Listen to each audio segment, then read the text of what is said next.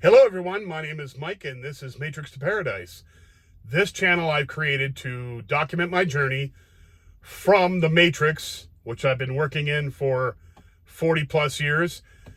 And this time it's a truck driving job for me. The last of it, the Matrix, is going to be a truck driving job. And I'm documenting this journey from here to my personal paradise, which is going to be retired, living overseas, and documenting it here on YouTube. And so I'm just making truck driving videos, and what I'm doing on the road here for now, and also updating about how it's going as far as my transition over to retiring, which is really cool. The last time I talked to you guys, I was in Rome, Texas. Stopped at the Loves there, and I had a load of plastic medical supplies. It's like syringes, and because the only reason I know, I don't get to look in the back because it's usually I have seals on them already, or bolt seals or whatever, and I don't get to look back there. But I asked the lady what they sold there when I picked it up the last time I was over there, and it's plastic medical supplies. It's like syringes and little beaker cups and that sort of thing. Probably pea cups and all that kind of thing. So I dropped that off in a place called Coppell, Texas. I delivered that the next morning from Rome. Excuse me. And dropped that off, got live unloaded there, and then took the empty trailer, went over and got another load, dropped the empty off, picked up a loaded trailer from Lancaster, Texas, which is pretty much in the same area, just a little bit south of Dallas, whereas Coppell is in the north of Dallas. Picked up that load and took off and went and stopped in Amarillo, Texas that night. So it was kind of like those days are really, really busy days when you have a drop off and then you have to run through a city that's as huge as Dallas. Dallas is monstrous. If you guys haven't been there, if you go there, you're going to see it is massive. The Dallas-Fort Worth area is a massive metropolitan area. And, excuse me, and they have freeways everywhere. I've never seen so many freeways except for in like LA. The place is huge. But anyway, so going from Rome, which is just outside of the Dallas-Fort Worth area, to Coppell, Texas, down to Lancaster, and then up to Amarillo, that was a complete full day. In fact, I only had like 17 minutes left on my drive clock, which is 11-hour drive clock. I only had 17 minutes left when I parked for the night in Amarillo. And I needed to get that far because I only had that day to make time to get some mileage, and then the next day to make it. And the problem is with that run from Dallas to Salt Lake is there the best way to go is down Interstate 40, and then you turn right at Albuquerque instead of turning left like Bugs Bunny, and you go up to up Interstate 25 for a little bit, and then you head over and go towards a place called Shiprock in Farmington, New Mexico. And then you head up through a little spot in southwest corner of Colorado and then into Utah. And that's where Monticello's at. So I drove from the next morning. That night I went to Amarillo with 17 minutes left on my clock. The next morning I woke up real early, so I could get as far as I could. I drove 600 miles, excuse me, to Monticello, so I had a place to stay overnight, because it makes the next day, which was today, really easy to drive up through Moab and then up into Green River and up State Road 6 that goes up into Salt Lake, which is the fastest way to go up that way. So I checked the weather, and there's some mountains coming over there, and I didn't have to worry about any snow or anything. It was really good. So I got up here, dropped off the load in Corinne, which is up the road from where we're at right now in Salt Lake, up the road north, dropped off at the Walmart distribution center up there, the same one that I've gone to about 1,000,000 times. Probably, well, not that many, but at least 20 or 30 times since I've worked for Crete. And, excuse me, and dropped that load off and came back to the yard. We have a terminal here, terminal yard, and that's where I'm at here, in the terminal yard here. And, here, it's so beautiful in Utah. They've got some mountains over there. I know you can't really see them as well as I can from here because the camera doesn't pick them up as well. But they're all snow-capped mountains up here. Luckily, there's no snow on the roads. But it's a beautiful drive through Utah. I mean, I'm an Arizona guy, and I love Arizona. But, man, Utah is really gorgeous. And if you see the mountains out here with snow on them and stuff, it's really nice. I wouldn't want to live here because it's too damn cold here. I mean, I was talking to the guard at in Corinne at the Walmart distribution center, and I was asking him, I'm like, because when I was driving down the road, it was snowing, but it was only snowing in one little spot, and it just cracked me up because this place, like, I came here like 2 weeks ago, and it was like 70 degrees here, and I couldn't believe it. I was like, wow. And now it's down in the 30s and 40s again. And I asked the guard at the gate at Walmart, I said, when is winter going to be over here? He's like, this is like the 6th or 7th winter we've had. And I just crack up because, it's just, that's living here in Utah. And I thank God I don't have to live here because it's too cold. I don't like this cold weather. I spent a lot of time in cold weather, and I'm kind of done with it. You can't really do nothing unless you're into skiing or snowmobiling or any of that, or some of that stuff. It's just really not my bag. But some people love it. I mean, I understand. If you like skiing, Utah is the place to live. I guarantee it's the best. That and, the mountains of Colorado are really good for that too. But anyhow, so I'm back here at the yard. Tomorrow I have another load that's going to Avondale, Arizona. And that load is a potato chip load from Frito-Lay. So the funny part about that is every time I get one of those loads from Frito-Lay, they send me a message that says, please confirm that you're going to take the proper route for this load. And they send an actual text message load, text message that they send it. They send a computer generated one, and then they actually ask you, please confirm that you're going to take the proper route. And I know the route because, as I've said before, when you're taking potato chips, they're in vacuum sealed bags, obviously. And if you take them too high of an elevation, the bags will pop open. And obviously you can't have that happen, or, the chips will go stale and nobody's going to buy an open bag of chips. So they always ask me to confirm. And I always send them back the message saying, yes, I know the route. I've done it a lot of times and no problem. And the route is basically just not going over big mountains. It's just Interstate 15 from Salt Lake down to Las Vegas. And then from Las Vegas, you go over to Kingman and then down into Wickiup and into Phoenix, Arizona, Wickenburg, and then Phoenix, Arizona. So it's just funny. They send me that every single time, but I know the route, so I'm not going to have the chips get popped on my watch. So if you're eating potato chips in Arizona, know that the chips I brought, we're not going over the mountains and getting popped, and they're going to be safe. So anyhow, so after that load, I dropped that off. Let's see, tomorrow is the 5th. Tomorrow. No, I'm sorry. Is it the 5th? No, tomorrow is the 3rd. Today's the 2nd. And then I drop it off on the 4th. So I pick it up tomorrow. I'll probably drive from Salt Lake down to Littlefield, the TA at Littlefield.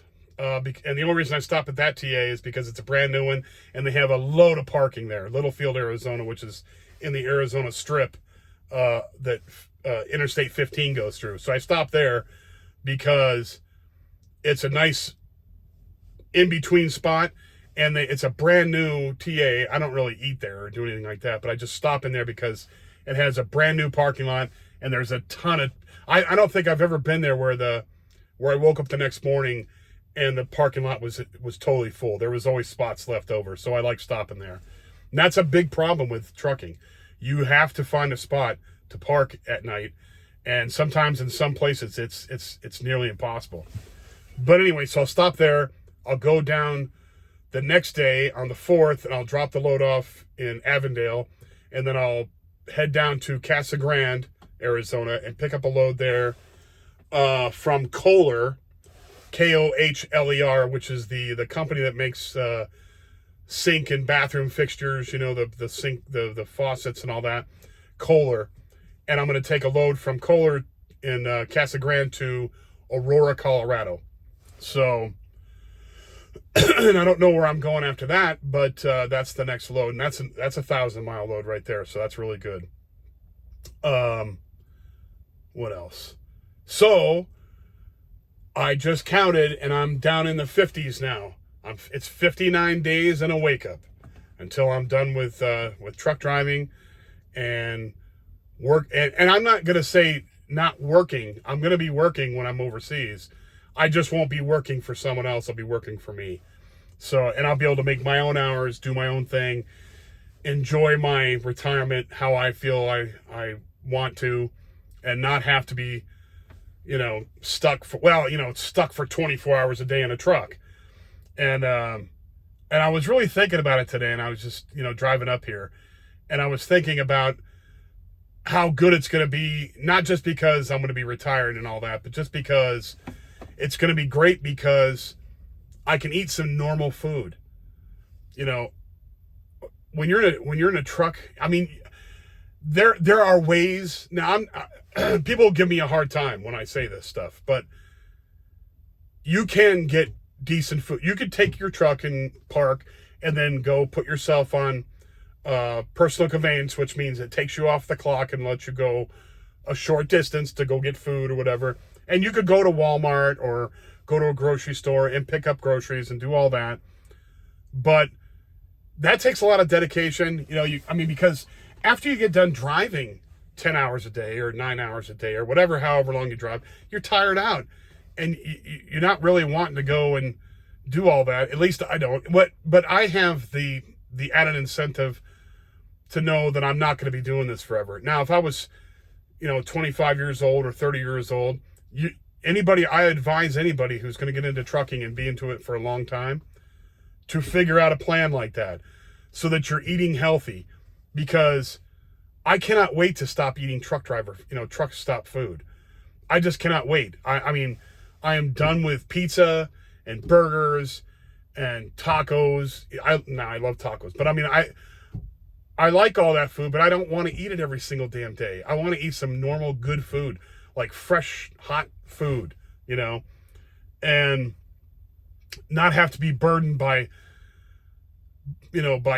time restraints and deadlines and all that stuff. And not that it's a horrible thing. It's not. I'm not trying to make this out to be a bitch session about trucking. I'm not. I mean, because where there's a will, there's a way, and I always say that. But I'm just so happy that I only got 59 days left to do it, and I don't have to worry about it after that. So I'm going to suffer through it for 59 more days for that. But I'll be really happy when I go overseas to Cambodia, because I know Cambodia. And most of these countries that I'm going to go to are pretty much the same sort of thing, where they have open markets, like farmers markets, where the stuff is grown right there. You go over there, you can get awesome fruits and vegetables and, the meats they have over there. You can get beef. Beef is not as big because it's so expensive, but you can get pork, you can get chicken, you can get fish, you can do it, you get all kinds of good stuff over there. And it's really, really cheap. And it's all fresh stuff. It's fresh. They just, they just cut up the chicken that day. It's like you can get all that stuff really easily there because they have farmers markets all over the place there. And it's so good. I cannot wait to get, and eggs. People complain about the prices of eggs here. Eggs are so cheap over there, it's not even funny. I don't know how much they are for a dozen. I don't even remember how much they were, but it was negligible. You could buy a ton of eggs there for nothing. And the great part about it is it's not that far away, and you could get it all for really, really cheap and just cook for yourself in your house, in your apartment, and make your own good food. And I cannot wait to eat good food like that. Just, I'm not, I'm going to eat like one meal a day or 2 meals a day right in there. And it's all going to be fresh food. Rice is their big thing, but you can get bread over there. They make bread because the French were, like I said before, I think the French had colonized that place. They set up kind of like a thing for making bread. French are really into bread. So naturally the Cambodians picked that up, and there's some of them, they have some bakeries there that are out of this world. You're like, wow, this is really good stuff. So you can get bread there. You can get anything you want really there. The only thing I find that it's hard to find is like Western size shoes. So I'm going to take some extra shoes over there. But anyway, I cannot wait for those kind of things. That's going to be really cool to be able to set myself up like that and start working out in a gym that only costs $1 a day. If you want to go, and you can go 3 times a week, it'll cost you $3. 4 times a week, it's going to cost you $4. That's it. And it's just going to be fun. It's going to be really fun that way, to be able to set up a life over there and do that, and start exploring, start doing the stuff that I want to do, start filming all this stuff and showing people where, do apartment search, show people what apartments are available and what food is available and what restaurants are there. You wouldn't believe the stuff you can get there. It's amazing. I mean, I told the story before, I think, in another YouTube channel. I mean, another YouTube video. When I was in Phnom Penh the last time, because that's where I started off last time when I was there. I was there for 4.5 months before, in 2019. And I was teaching English, but that's another story. But anyway, I couldn't believe the stuff I could get there. You could get Mexican food there. I was like shocked. I couldn't believe it. But there are people there making Mexican food. And so you can get anything you want there. There's expats that open up restaurants over there. It's just, anything you want, you can get, believe it or not. It's just finding the people that know where to find it at. And I just cannot wait for all that discovery. It's just going to be so much fun. But I was happy because I only have 59 days left. Now I'm looking for tickets at the time. At this time, the first week in June, there are some tickets that are available already, but I'm not going to buy right away because I'm waiting for the tickets to fluctuate and see if they go down. Because it seems like the closer it gets to the, I don't know how many people are going to Cambodia now it's like, it's going to be a 2 or 3 stop flight over there, but excuse me. But the tickets seem to go down as the days get closer. So we'll see what happens with that. I think I'm going to gamble on that. And even if I have to stay a couple extra, a week or 2 more, it's not going to be that big a deal if I want to get the right ticket to buy over there. But yeah, it's getting that close, and I cannot wait. It's going to be a great time. And like I said before, I feel like a little kid waiting for Christmas morning. I just cannot wait. And like these last 59 days are going to go tick tock, tick, like slow, big time. I know they are, but I'm trying to stay busy. So, traveling all across the country, doing all these loads, the time's just going to go cruising on by, and I cannot wait. Anyhow, that's all I got to say today. I just want to let everybody know where I was at, and that it's getting close, and that I'm really thinking about it. And another thing I was thinking about too is when I packed my bag, and when I was in the Marine Corps, we were taught how to pack a lot of stuff into a small bag, and they have backpacks that they like a rucksack that you take when you go out on hikes and marches, and they teach you how to roll up your clothes, roll up your uniforms and all that, and you could roll them really tight and you could fit a lot of, you wouldn't believe how much stuff you could fit in those things. What I'm going to do is I'm going to roll up all my clothes, and I got to remember to buy rubber bands. I'm going to buy a big, like, not a big, huge one, but a pack of rubber bands, and I'm going to rubber band them all up so they don't, come undone. And I can pack as much in there as I need to, as far as clothing and all that stuff, and have it all secure in there. So I was thinking about that today too. But anyway, that's all I got to say today. If you like the channel, please hit the like button and subscribe. That helps out a lot. If you know anybody who likes these subjects, traveling overseas, escaping the matrix,